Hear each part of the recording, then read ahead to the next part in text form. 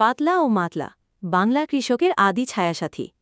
বাংলার কৃষক শুধু জমি চাষ করেন না, তারা প্রকৃতির সঙ্গে লড়াই করে বাঁচতে শিখেছেন শতাব্দীর পর শতাব্দী। সেই লড়াইয়ে রোদ, বৃষ্টি ও ঝড়ের সঙ্গেও তাদের প্রতিনিয়ত মোকাবেলা করতে হয়।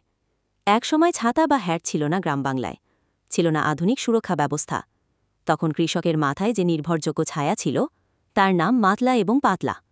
মাতলা ও পাতলার পরিচয়।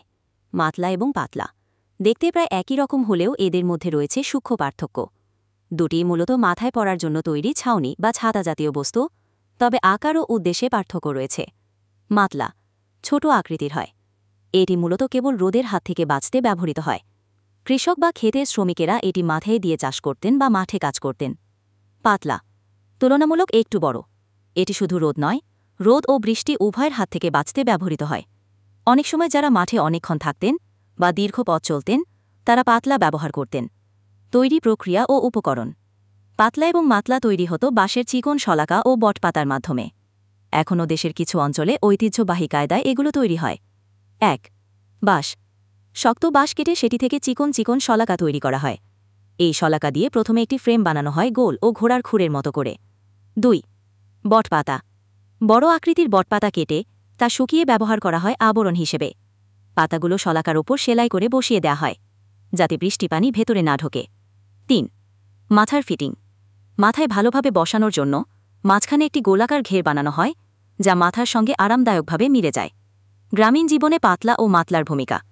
কৃষক জমিতে হাল চাষ করছেন, মাথায় ছোট একটি মাতলা, রোদের তীব্রতা কমিয়ে দিচ্ছে। শ্রমিক মাঠে সার দিচ্ছেন, কিংবা গরুর গাড়ি চালক দীর্ঘ পথ হাঁটছেন, মাথায় পাতলা। হঠাৎ বৃষ্টি হলেও সমস্যা নেই। অনেক সময় রাখালেরাও মাথায় পাতলা পরে রাখাল গান গাইত। পিঠে বাঁশি আর মাথায় ছায়া। এই চিত্রগুলো ছিল বাংলার চিরচেনা দৃশ্য। এখনকার ছাতা বা টুপি আসার আগে এই জিনিসগুলোই ছিল কৃষকের প্রকৃতি ছায়া।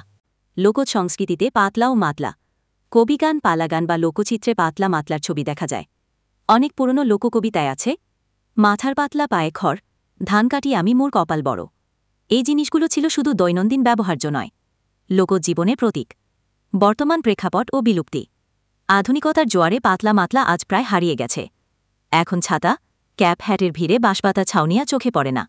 শুধু কিছু বৃদ্ধ কৃষক বা ঐতিহ্যপ্রেমী মানুষ এখনও গর্ব করে বলেন, আমরা পাতলা মাথায় দিয়ে ধান কেটেছি। সেই দিন ছিল শান্তির দিন। সংরক্ষণ ও ভবিষ্যৎ ভাবনা। পাতলা মাতলা আমাদের লোকজ বুদ্ধিমত্তা ও প্রাকৃতিক উপকরণ নির্ভরত বোঝায়। এখন সময় এসেছে এই ঐতিহ্যগুলোকে লোকজ জাদুঘরে স্থান দেয়া, গ্রামীণ হস্তশিল্প মেলায় তুলে দেয়া, শিক্ষার্থীদের জানানো আমাদের পূর্বপুরুষ কেমন প্রকৃতিবান্ধব জীবনযাপন করত। শেষ কথা, পাতলা ও মাতলা শুধু মাথার ছাউনি নয়, বাংলার কৃষকের জীবনচিত্রের এক অবিচ্ছেদ্য অংশ। এগুলো ছিল প্রকৃতির সঙ্গে মিলেমিশে বেঁচে থাকার চমৎকার উদাহরণ। হারিয়ে যাওয়া এই ঐতিহ্যকে সংরক্ষণ করা মানে আমাদের শিক্ষককে শ্রদ্ধা জানানো।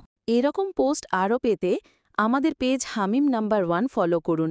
ভিডিও ভালো লাগলে লাইক, কমেন্ট ও বেশি বেশি শেয়ার করে পাশে থাকুন। ধন্যবাদ সবাইকে।